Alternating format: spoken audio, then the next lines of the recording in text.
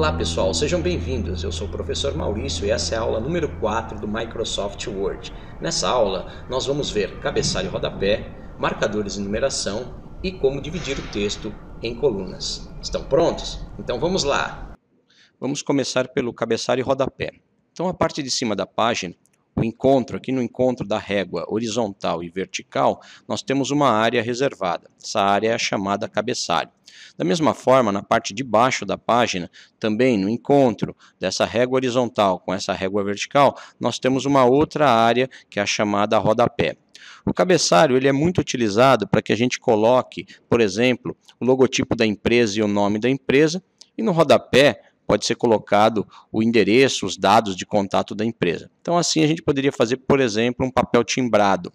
Outra coisa que a gente pode fazer também, se estiver fazendo um manual, um livro ou uma apostila, é colocar aqui o nome desse manual na parte de cima e na parte de baixo a numeração de páginas. Colocando a numeração de páginas em automático, ele vai numerar todas as páginas do seu texto na sequência automaticamente. Então vamos ver agora como a gente utiliza esse recurso do cabeçalho e do rodapé. Então nós vamos aqui na guia Inserir, e depois aqui no grupo cabeçalho e rodapé. Aí você clica ou em cabeçalho ou em rodapé. Então cliquei aqui em cabeçalho. Ele vai me dar aqui alguns cabeçalhos que já estão prontos, pré-definidos, tá? Também poderia clicar aqui em editar cabeçalho. Aí então ele vai para mim a área de edição aqui do cabeçalho. Vamos clicar aqui em fechar. Outra forma de fazer isso é dando duplo clique no cabeçalho.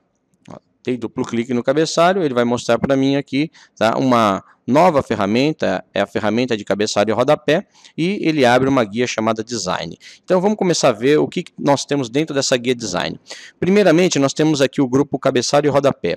No grupo cabeçalho, nós vamos ter aquelas opções que acabamos de ver, aqui de cabeçalhos já prontos, tá?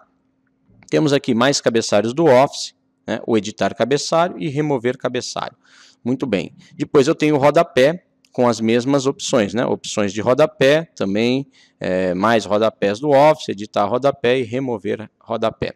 Aí vem a numeração da página. Então, a primeira coisa que a gente poderia fazer aqui é definir a numeração da página. Aquela numeração que eu falei, numeração automática. Poderia ser no início, no fim, ou na margem, ou na posição atual do meu cursor.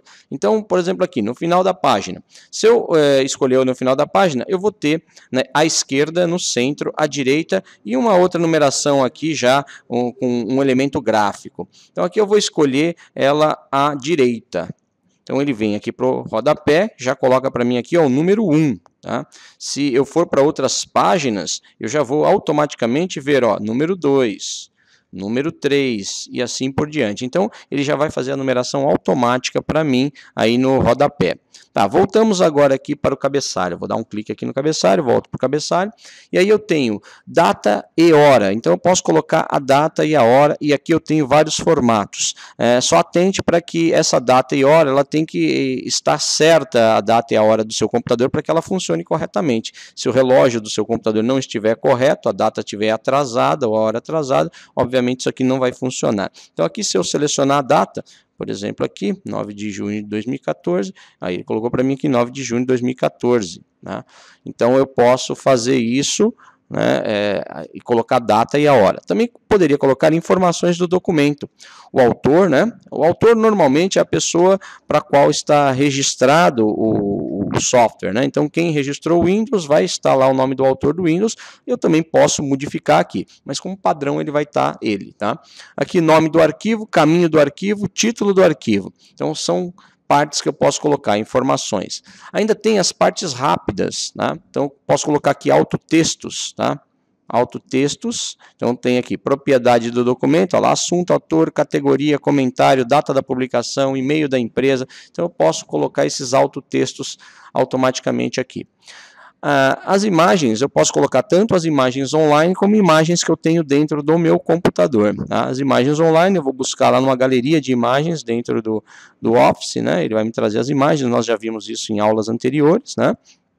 E aí eu tenho também as imagens, que são imagens que estão dentro do meu computador. Por exemplo, aqui eu vou pegar o logotipo, né, e vou colocar aqui. Então, coloquei o logotipo, tá? Depois de posto o logotipo, percebam que ele abre aqui uma ferramenta, né, para eu poder formatar essa figura. Aí eu vou usar todos os efeitos de figura, né, que a gente tem normalmente das ferramentas de figura, mas o que interessa para a gente por hora é o posicionamento da figura. Então essa quebra de texto automática aqui, você pode deixar da forma que está, que seria alinhado com o texto, ou eu posso escolher, por exemplo, quadrado.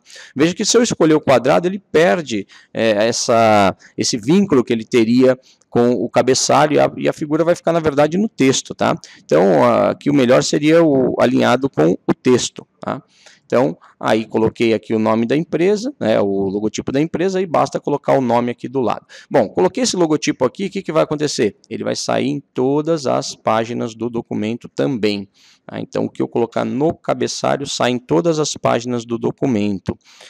Voltando lá no design, então nós vimos aqui imagem online, aí eu tenho aqui uma tecla para voltar, né, lá para o rodapé, então ir para o rodapé, ir para o cabeçalho.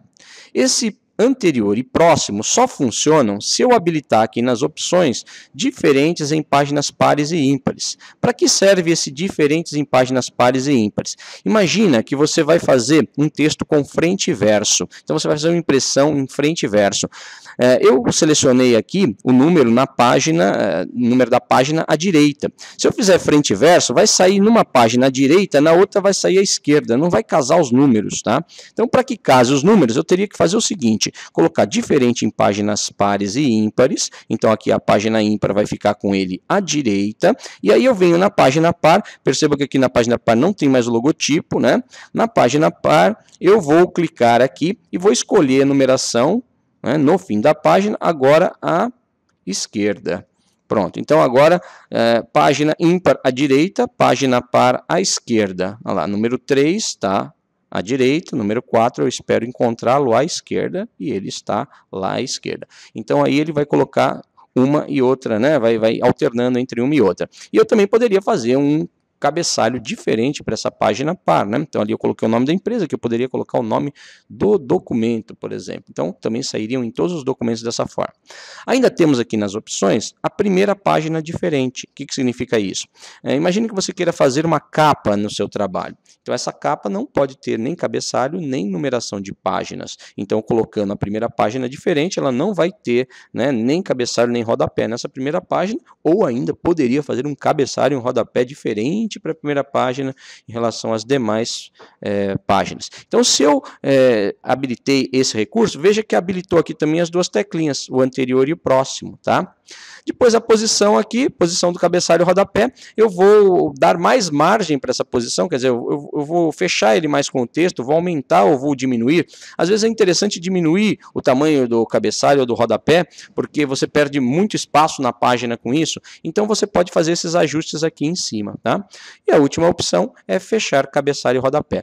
Então, veja que é bem simples trabalhar com cabeçalho e rodapé, né? E bastante legal, porque você dá aí um recurso que te dá uma possibilidade legal dentro do teu texto aí. Vamos ver agora os marcadores e numeração. Então, o marcador. Para que servem os marcadores? Veja o exemplo desse texto que eu peguei aqui. Então, aqui nós temos itens indispensáveis para uma viagem. Então, aqui está sendo listado quais são os itens indispensáveis. Isso fica bem legal se eu colocar um marcador ou se eu enumerar esses itens aqui. Então, para fazer isso, nós vamos selecionar esses itens. Isso também eu poderia fazer antes de começar a escrever, né? Aqui, obviamente, por questão de tempo, a gente já está com tudo escrito. Então, eu vou vir agora aqui no grupo parágrafo, a guia aqui é a guia página inicial, o grupo é o grupo parágrafo, e eu vou clicar aqui na primeira opção, que são marcadores, tá? Então aqui eu tenho alguns marcadores, que são os padrões, veja que conforme eu passo em cima deles, vai aparecendo na parte de baixo os marcadores ali. Agora, se nenhum desses me agradar, né, eu posso tentar aqui definir um novo marcador. Aí esses marcadores aqui, eles utilizam símbolos, né? Então, aquelas fontes que são símbolos, na verdade, né? A gente tem as fontes instaladas no computador, já falamos a respeito disso em aulas anteriores, e aí eu tenho também os símbolos, né? Que são algumas das fontes que, na verdade, são símbolos. Então, eu posso escolher esses símbolos para utilizar no meu marcador. Aqui uma ideia legal, interessante de símbolos, estão nas fontes Windings, WebGings e WebGings, né, 2 e 3. Então, aqui eu tenho alguns símbolos bem legais, né, inclusive aquele da Microsoft, lá da janelinha do Microsoft, né, do iniciar, tá aqui. Eu vou pegar esse daqui que é a setinha. Cliquei, dei OK. E dei OK novamente, olha lá, depois os símbolos todos aqui para mim como marcadores, tá? E ele já vai passar a ficar configurado aqui também na lista de símbolos utilizados. Bom, vou usar o pontinho agora, né? Então aqui estão um pontinho antes dos símbolos. Aqui ele está dando para mim tá reconhecendo como um erro gramatical, porque as palavras aqui não estão começando em maiúsculo, né? Então se a gente clicar aqui, ó, documento em maiúsculo, código em maiúsculo, cartão e assim por diante, eu vou acertar tudo isso. Isso também é assunto de aulas passadas, né? Então a gente pode voltar às aulas ali, lembrar como é que fazia a correção de gramática e ortografia, né? Então, muito bem. Isso então são os marcadores. Vamos selecionar novamente agora e vamos tentar os numeradores. Aqui em cima eu tenho números, tá? Vários tipos de números, inclusive A, B, C, algarismo romano, né? I, V, e ainda poderia definir um novo formato, tá? Então, clico aqui, aí eu tenho aqui o estilo de número, e aí vai, né? Lá, primeiro, segundo, 1, 2, 3, tem vários estilos que eu posso escolher aqui para também utilizar a numeração, tá? Ainda temos os vários níveis. Vários níveis, eles vão funcionar assim. Vamos pegar um outro texto para a gente fazer isso.